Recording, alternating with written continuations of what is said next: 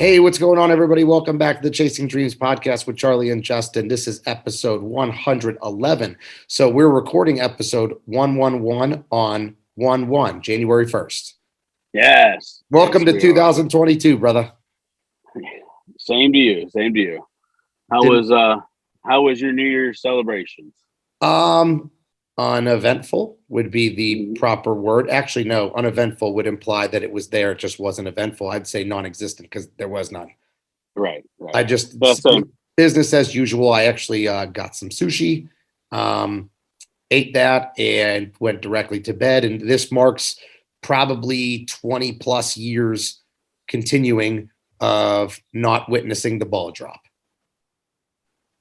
Yeah, I guess I'm a little different because I do like to watch the ball drop. I'm a little nostalgic, I guess. But no, I didn't do anything. We didn't have a party. We could have only had one party if we were going to, and that would have been a quarantine party because everybody in my house has COVID. So, That sounds fun.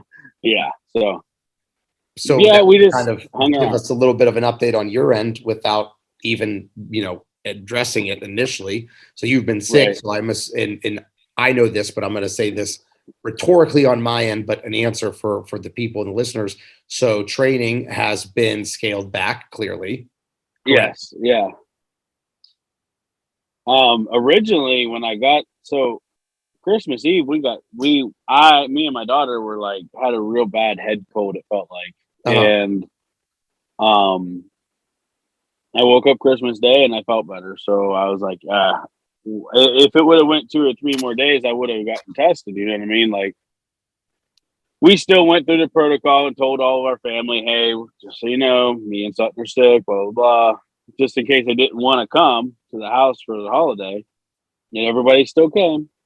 So, lo and behold, I don't know, what was it, 2 or 3 days ago, my wife was sick. And I was like, man. And she was like knocked down sick.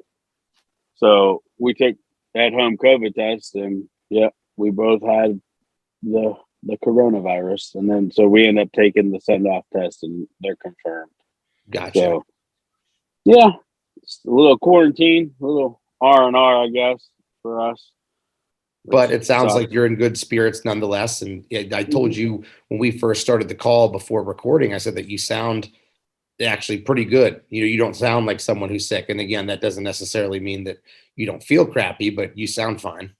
Which is awesome because my wife, oh my, I felt so bad.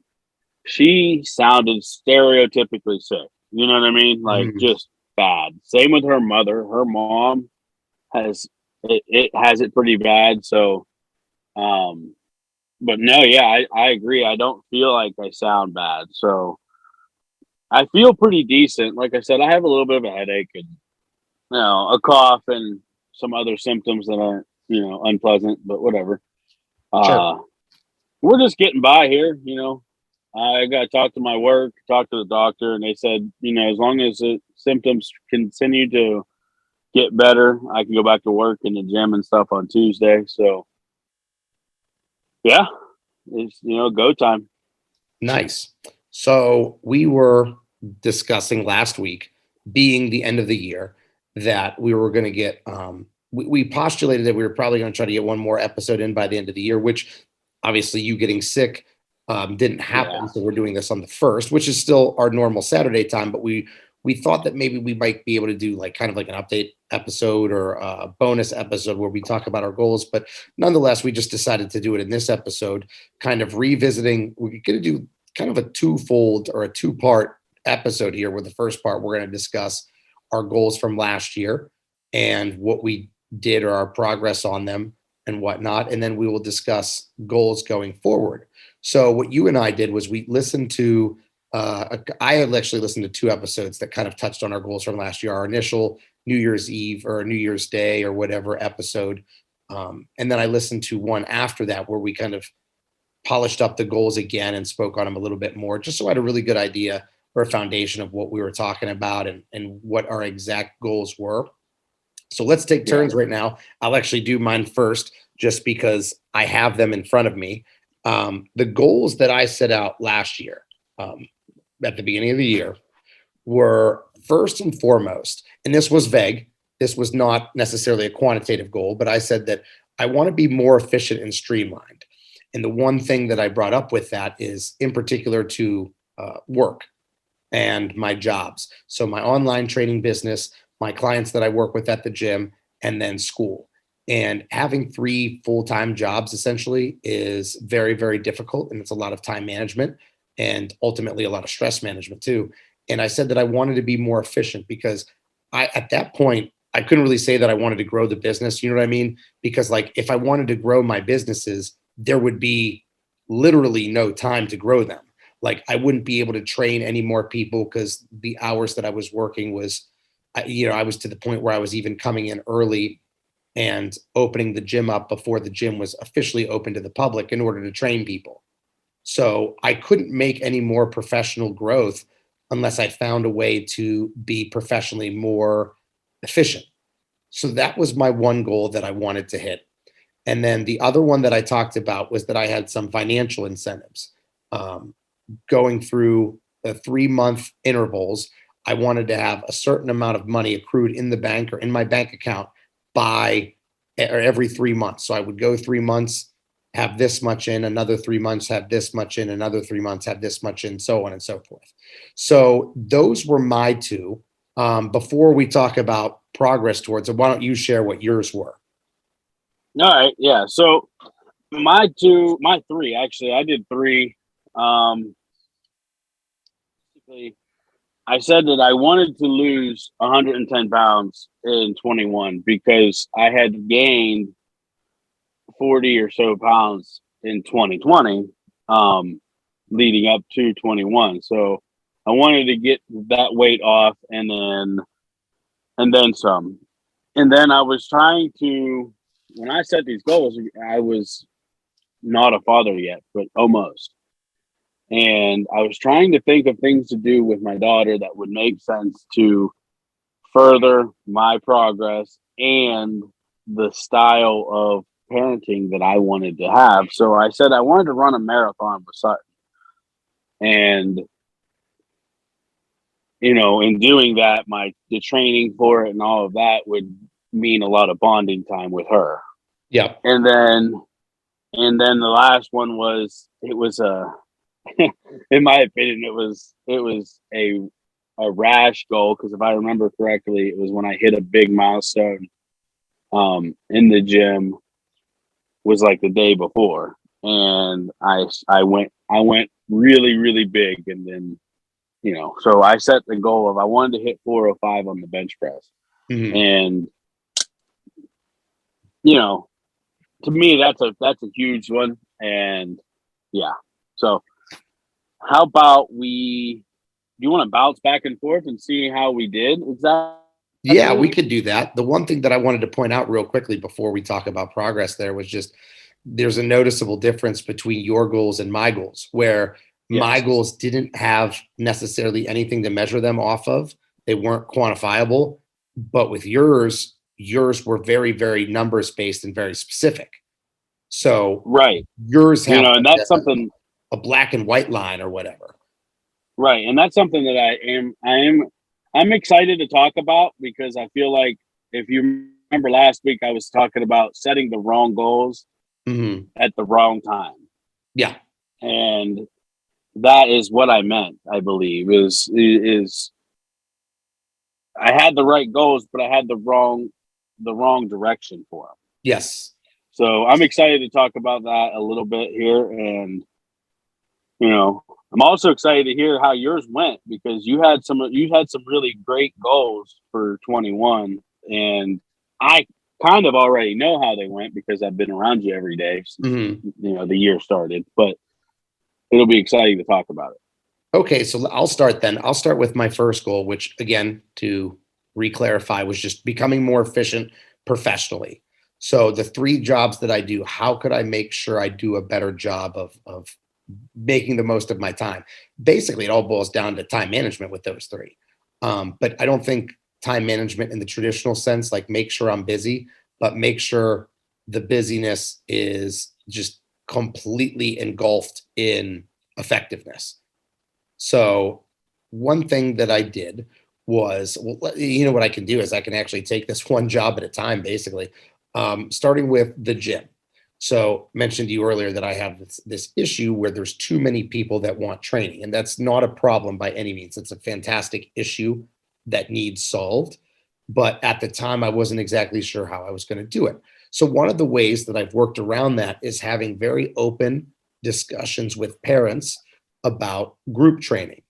So a lot of times when parents will sign their kid up for training with me, or if the kid's of age and they sign themselves up, the one-on-one instruction is what they're after. They want a one-on-one personal trainer to direct all of their attention and focus to their athlete. Now, you know me, and we've talked about it on the podcast before, is I actually prefer group trainings because of a multitude of reasons, the very last of which is financially incentivized. For me, it's Yeah. all about the athlete. So when I look at a group training model, there are so many things that are better for the athletes. Number one is the atmosphere is a lot more energetic. There's a lot of competitiveness. There's a lot of almost like the litmus test that you have to measure yourself against other athletes. You know, I when I'm Right. in when a setting and I'm competing against someone, I can gauge how fast I am or how high I'm jumping or whatever because I have a measurable benchmark or other athletes that I'm aiming for. Number two is I've noticed that with my athletes, it kind of engenders a sense of camaraderie and a sense of family. I always talk about the No Excuse Nation, which is my training brand, being a family, and how I love how when my athletes will ask about other athletes, like, hey, how did so and so do this weekend at our tournament? Or hey, how did so and so do at his baseball game on Tuesday? Or did Austin win his basketball game on Friday? So they're all taking very, very active roles, so to speak, in each other's lives.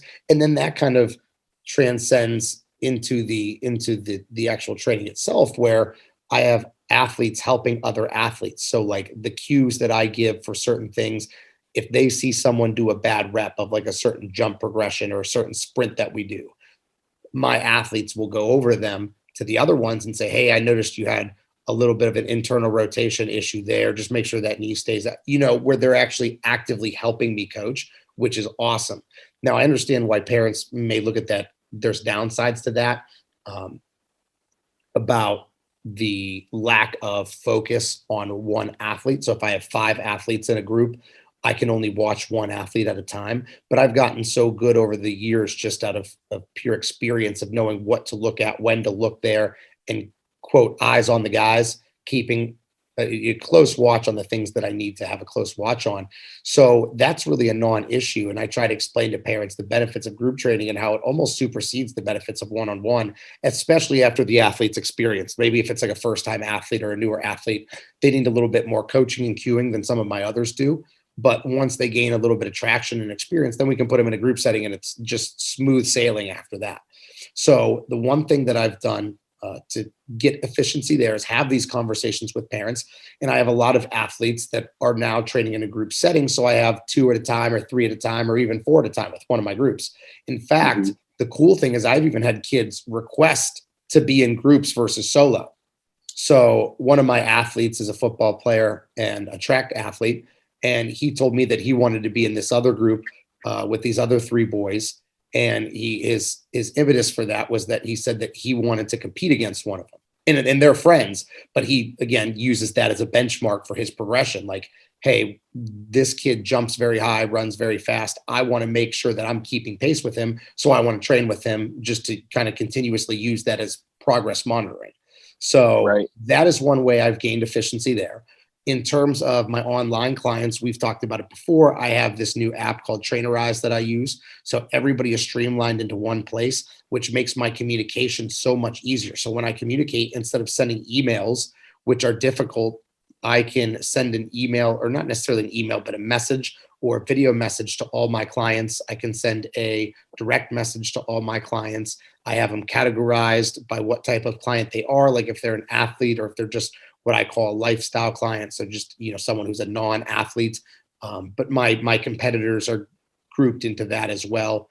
And then when I have enough of them, I'll probably break them into separate groups, keeping lifestyle clients solely as they are, and keeping my competitors in their own separate group. But regardless, I have a ton of efficiency there. So the way that I communicate with my online clients is so much smoother and so much more streamlined now that I do every single thing with my online clients through an app. I even am pretty adamant about them not texting me. Now I have some of my clients that are close friends, and it's not that I don't mind the text messages, but I like keeping everything organized and succinct in one area. So by using the app for our communication, it's a lot easier because I don't have to check several different places like I would an email. Like, okay, you sent me this update, but I got to check what your diet is currently, where our protein's at right now, blah, blah, blah, blah, blah. Everything's enclosed in the app. So it makes it so much more efficient for me. And then the last thing that I do, of course, teaching is becoming more and more efficient because I'm using, actually, coincidentally enough, when we talked about using our timer, remember we said that strategy that I don't want to say I came up with this because I know that I've certainly heard this from someone, I would think, but I can't remember who showed it to me. If anybody did show it to me, I've just been doing it for a while, is setting my alarm clock for hour intervals. And every time the alarm goes off, assessing what I'm doing and how I'm doing it. So am I sitting there scrolling through Instagram while my kids are taking a test, or am I actively walking around the room and monitoring the students and making sure that I'm being a better teacher? And one thing that allows me to do is it allows me to be more efficient. So instead of downtime while the kids are testing or whatever, I could be grading homework. So there's always something more, or lesson planning or paperwork. There's always something more that I could be doing efficiency wise in school. So those are the the three main things that I've done with my three professions. And I feel like I've done such a better job of that I would consider that goal to be accomplished then. I like it, and I'd have to agree. I watched the year. You know what I mean? Like, because I've been around you all year, so I've watched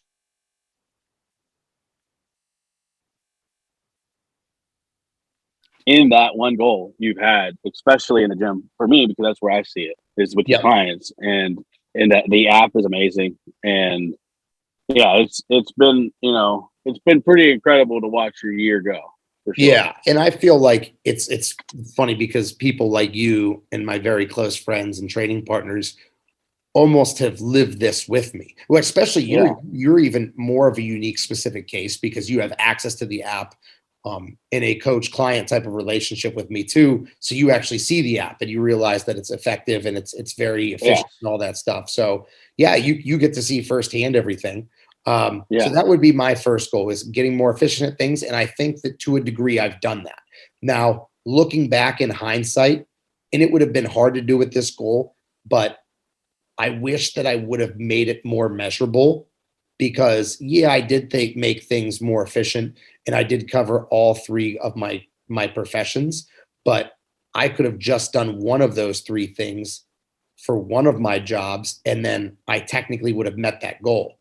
So maybe that goal was not specific enough because I could have taken the easy road out and made it a lot less rigorous on myself. I didn't, and I tried to accomplish it to the highest degree. But I think that going forward, if I were to make a goal like that, I would try to make it a little bit more measurable, kind of like yours. So, Yeah.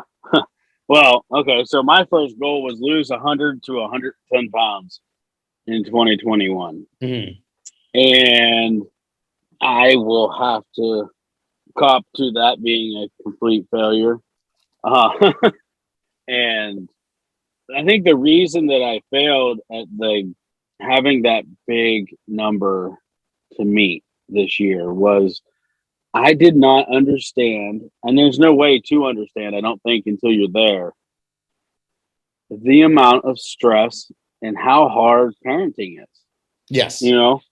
Um, because I didn't understand it. I really didn't. I didn't understand what the sleepless nights was going to be like. I didn't understand the toll on like energy because although I did eat poorly for a good 5 months, I would say,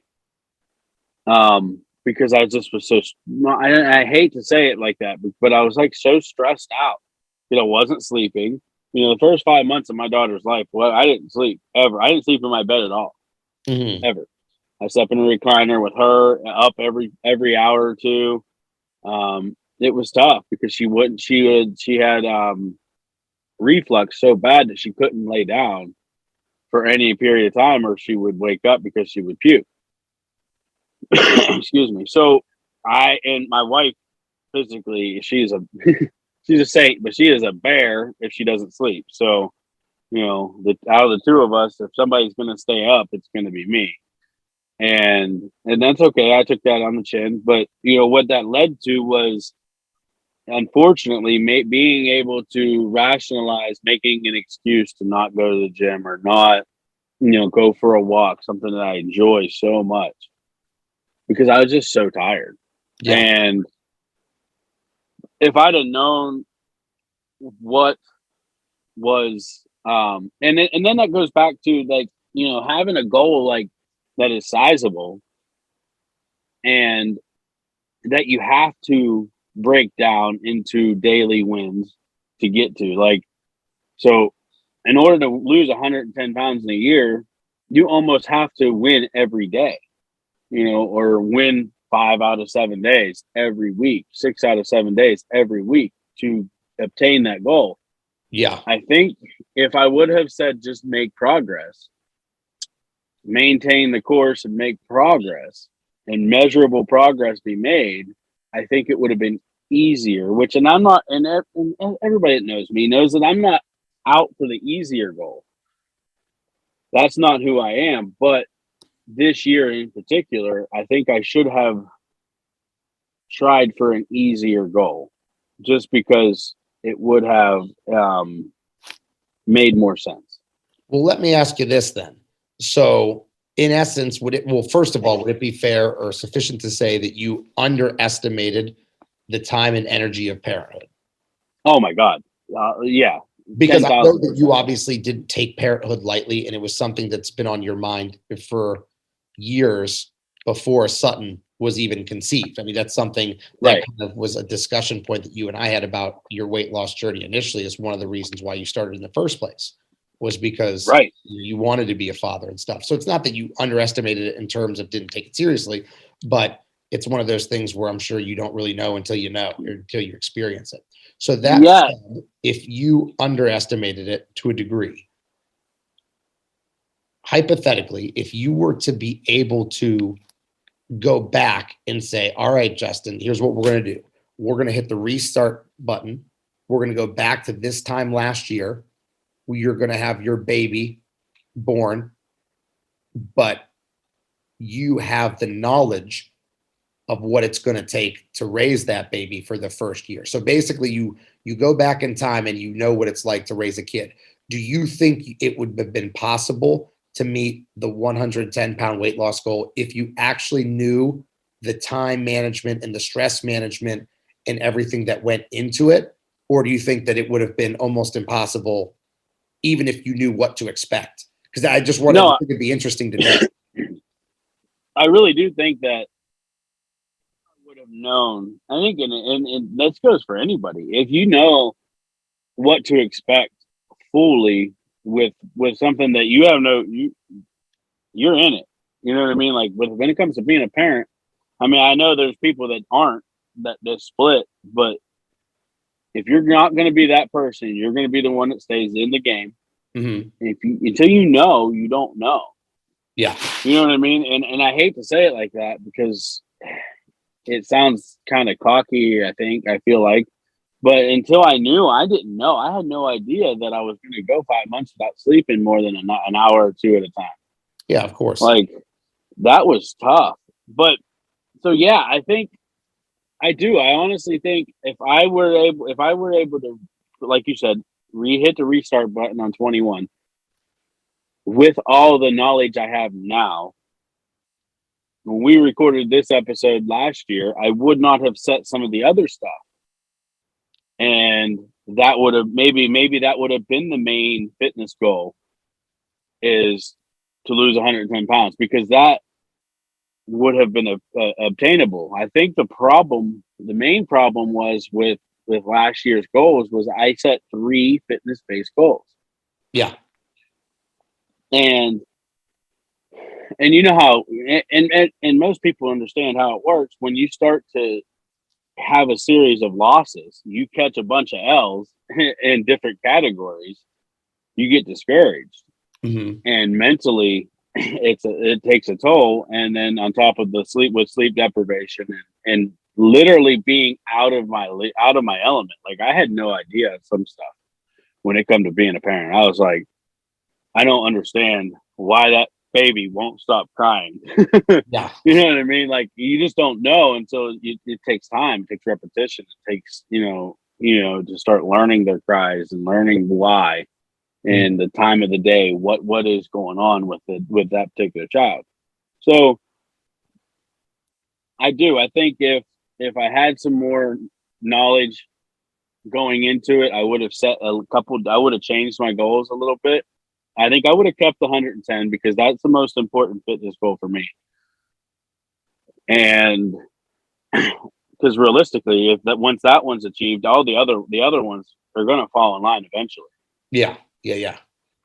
So yeah, I think you're right. If you know going into this year, I think when we talk about our goals for this year, I think I did a little bit better job choosing wiser goals that are going to be very hard, but they're going to be very achievable.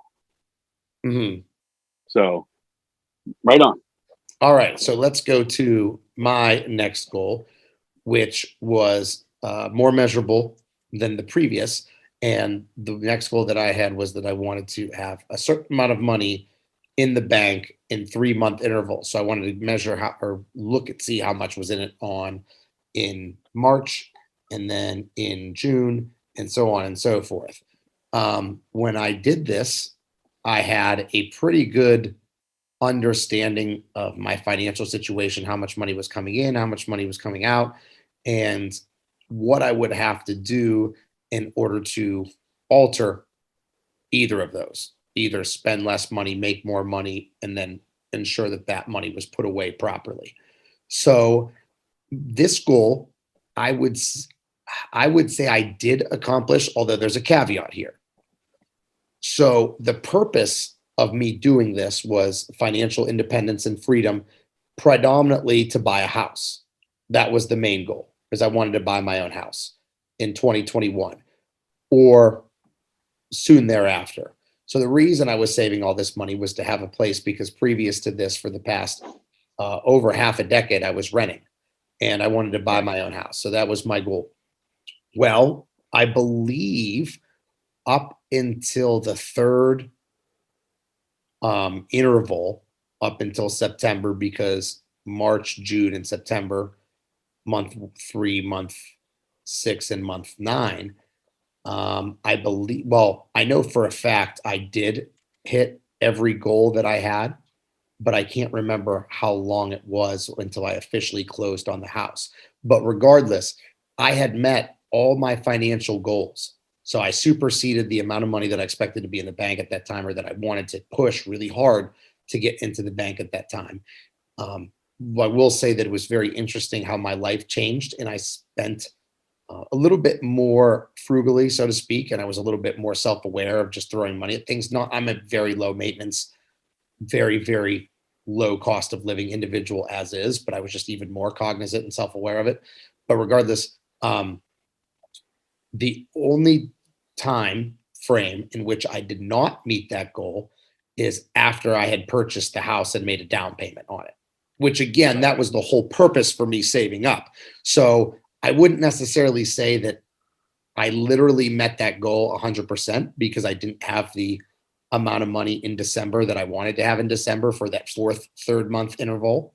But that's because the reason for saving the money had manifested itself, and I bought a house and made a down payment. Therefore, I didn't have X amount of money in the bank. So And I would would you say that say, that was accomplished. yeah, absolutely. Would you say it's fair to say that that kind of has the same ring to it as parenthood for me, as being a homeowner for you? Is Yes. you kind of underestimate what goes into owning a home until you have one. You're like, oh, I got to replace the hot water heater, or oh, I have a window leaking, or this or that. You know what I mean? Like we don't always think about those things until they happen, and then later we'll think about them. But I did not buy a house that was a project house. So like right, some people buy houses and they're fixer upper houses that they know right, they're going to dump a lot of money into, but they get it cheap. And I did not do that. My house was livable and ready when I moved in. And even then, since I bought it for the past couple months or several months, I have put literally thousands and thousands and thousands of dollars into it already. And yeah, that's not just the house, like the foundation of the house itself, like fixing certain things around the house, but also buying things that I need, like different floor mats and different utensils that I didn't know I needed. And there's just so many things that you don't really realize that you don't have until you buy a large house and you need to fill it with stuff. right, So, yeah, I would definitely say that if it's funny because if I would have made this goal and much like you, if I would have bought the house early last year instead of late last year, like if I would have bought it in like February, there's no way these goals would have been met because of that, because I wouldn't know of what to expect of all the expenses. Like it far supersedes my mortgage payment. It's a lot more in depth than that. So I think I would have absolutely, been in the exact same boat as you. I just happened to buy my house later than you had your baby daughter. right. But all is good. Yes. All is Yep. good.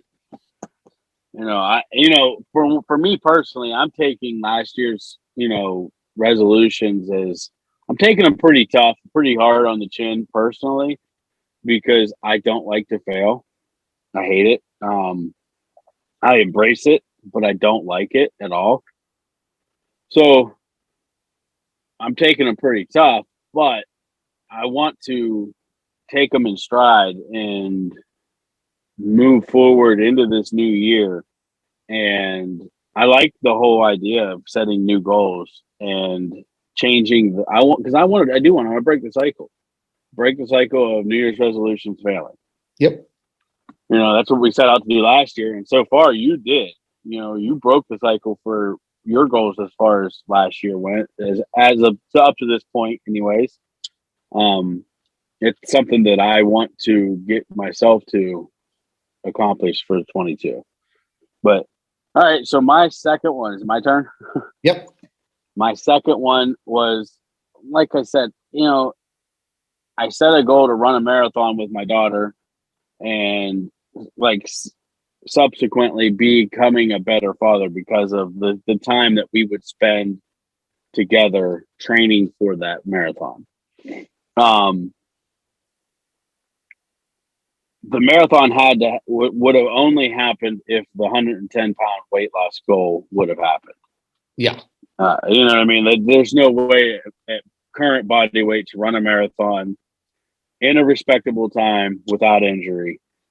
It's not. I mean, not to say it's impossible, but the probability is very low. Mm-hmm. So, with that said, we did do a mid-year set a goal thing for the 4th of July, and Sutton and and that was one thing that I also underestimated was I wasn't allowed to run with her in a stroller until she was five months, I think the pediatrician said. Okay. So right about the time that we set that goal was when I was allowed to start running with her in a stroller. So I said I'd like to run a 5K at my 2019 pace with her in a stroller. So essentially faster because I'm pushing another human. And it was tough. It was definitely eye opening. These guys and girls that run with strollers every day, they are different specimens because it was hard. I kept running. I found myself. I kept kicking the back of the stroller, which would change my stride, change my gait, and Yeah. ultimately slow me down. But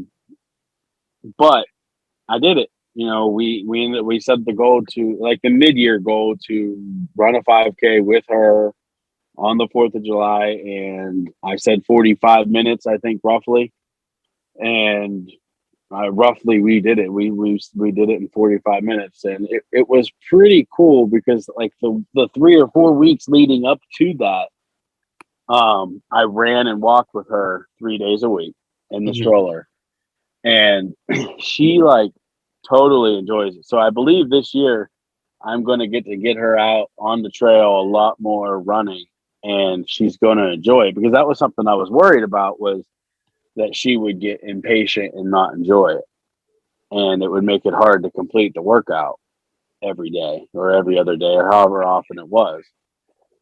But from what I can tell from the sample size is that she enjoyed it. So we did not accomplish a marathon, but we did run a 5K together, which did lead to some bonding, and I enjoyed that a lot.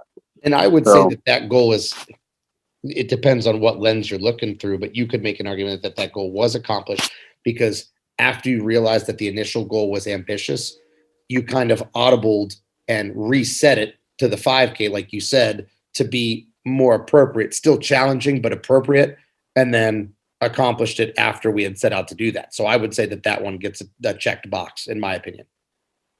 all right. Well, I happen to be the type of guy that I listen to the smart people around me. So I will take your advice, and we'll check that one off on the calendar as a success then. Perfect. All right. So then the last goal, I believe the last one that you had was Yes. the bench press, correct? Yeah, yeah. I forgot. You did two. I did three. Yeah. So this one's They're good. interesting in the sense that you kind of, in my opinion, just outside looking in before you delve into it for your personal insights, there is obviously when you are doing what you're doing, which is aiming for overall health and performance, there's going to be some synergy between losing weight and gaining muscle. So when you're losing fat, your body is going to regulate itself more, I guess, cleanly, so to speak. Nutrient uptake is better, insulin sensitivity is better, strength is probably going to be better, digestion is going to be better. So you have all these things that kind of go hand in hand with losing an excessive amount of body fat and gaining muscle tissue. And then performance is going to be upregulated by both of those. So the more fat you lose, the more muscle you gain, the better your in the gym performance is going to go. That said, I think that when you pick an extreme example like that, there is no longer synergy, but it's almost working against it. So, not that I'm saying in order to bench press 405 pounds, you have to be as fat as possible, but I think that trying to lose a lot of fat, that especially that much, that significant amount of weight in 1 year, and then try to put that significant amount of weight onto the bench press didn't really gel well together, Right. in my opinion. I, So, what are your no, thoughts? and I agree. I agree 100%. So where I feel that I did poorly was whenever I realized that I couldn't that losing 110 pounds in a year wasn't going to be a functional thing. I should have focused more of my efforts into that goal, and I didn't, because of the hit and run of Yes. lose, lose, lose, lose, lose on the other fronts.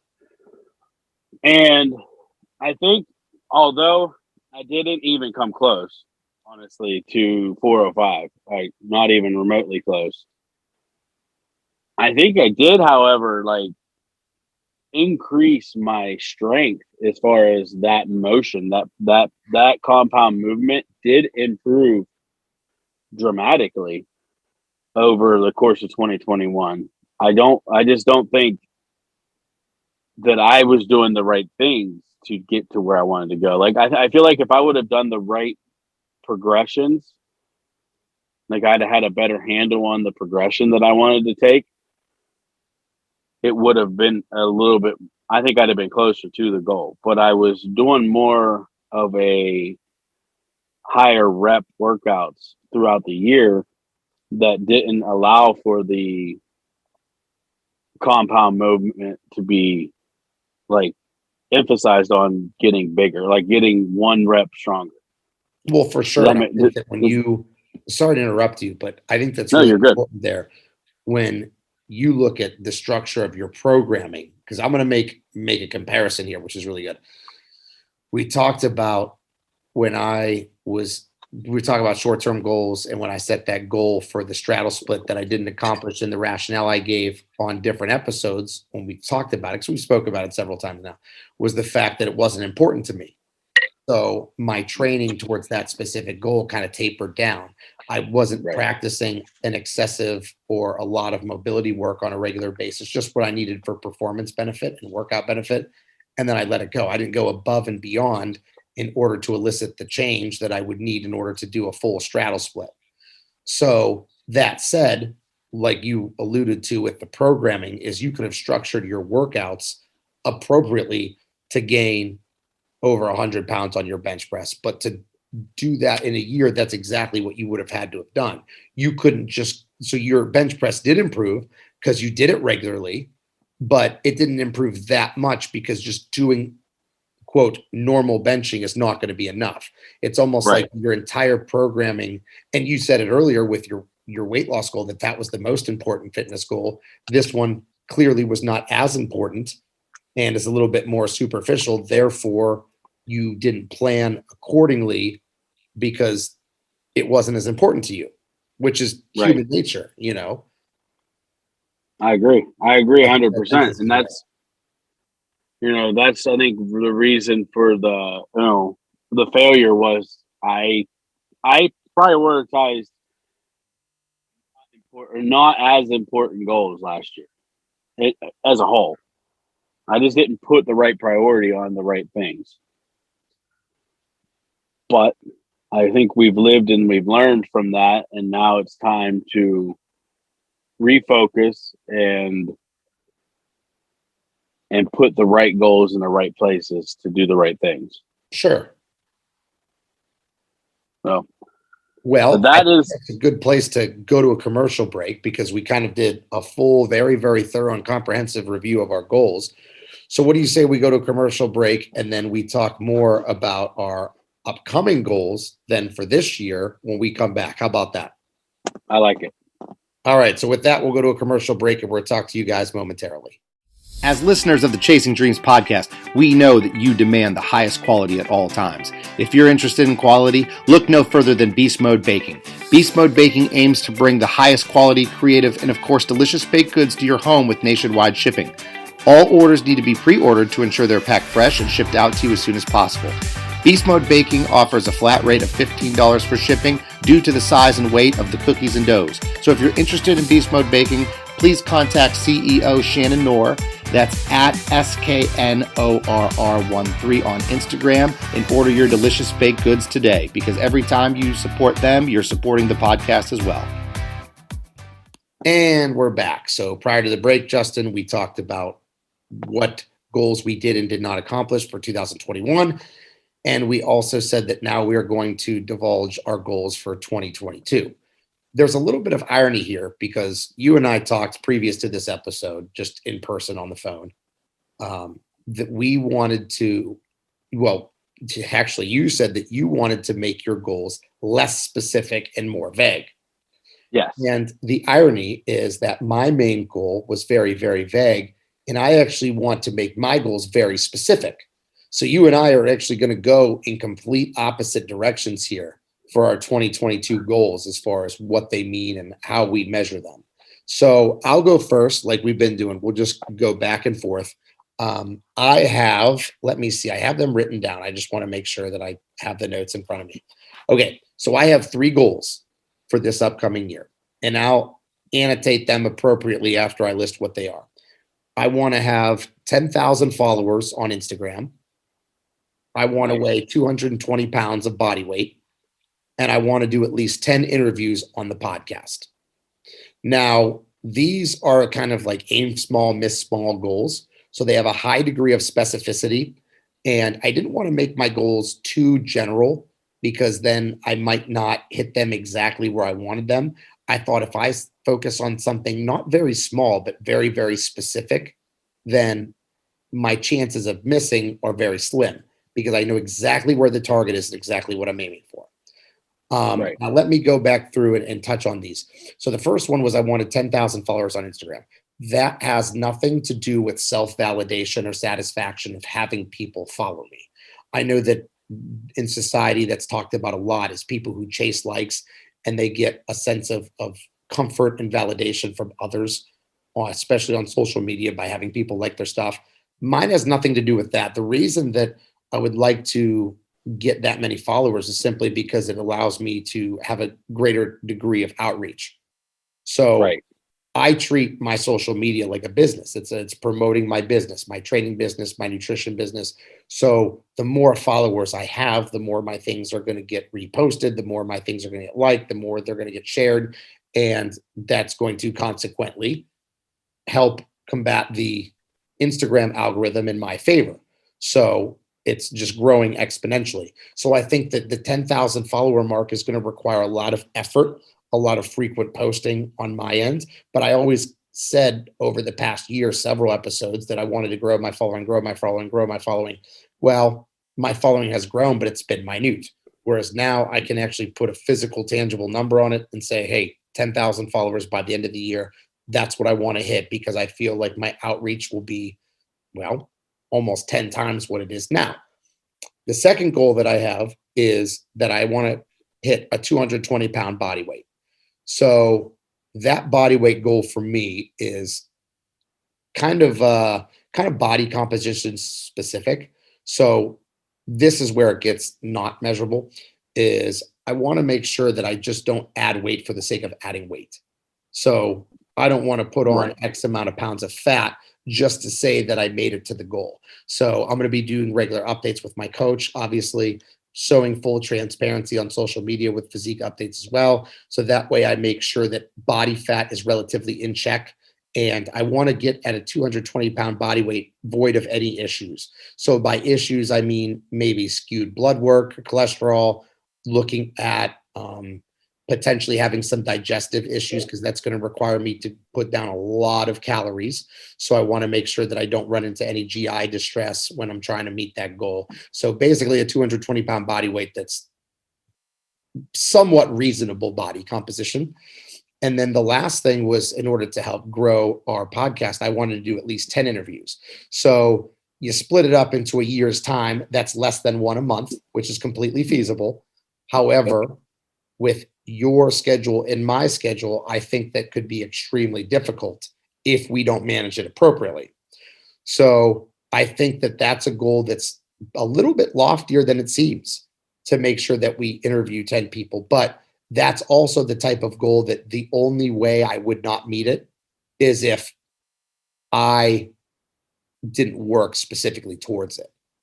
So I feel like I can't make any excuses. There would be no excuse that I could possibly have to not get 10 people on the podcast and interview them with you.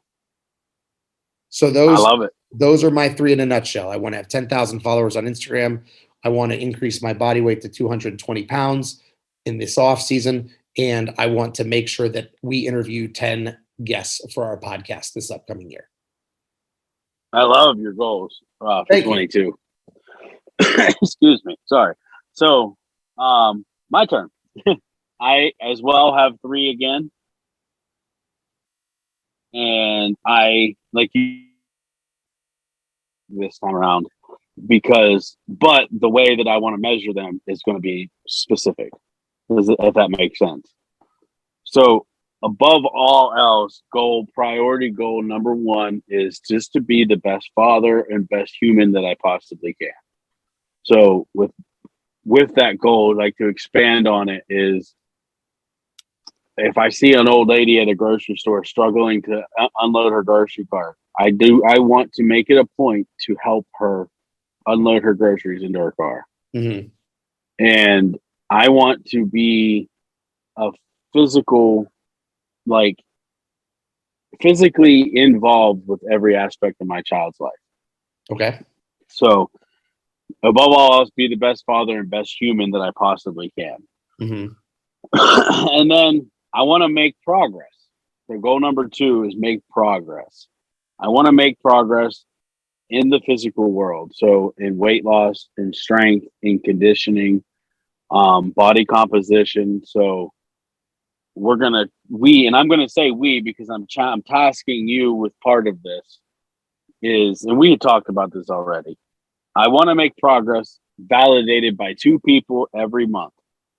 So Charlie will be a consistent, and then we're going to use somebody else. So if it's Chad or a random person at the gym or my wife or anybody else that has been around enough for the month that they see the change from month to month, whether it's weight loss, because we are going to track a start weight for the year, an end weight for the year.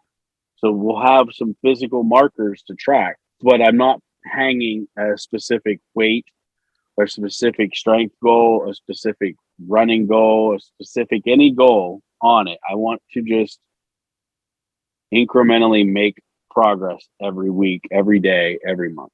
And I think that's an interesting one and a good one, because if you do that and you make progress continuously, the end goal is going to be there. So instead of setting the end goal and trying to hit it in bursts of time or periodically when you think about it, if you're constantly aimed at making progress, the end goal will eventually come regardless. Exactly.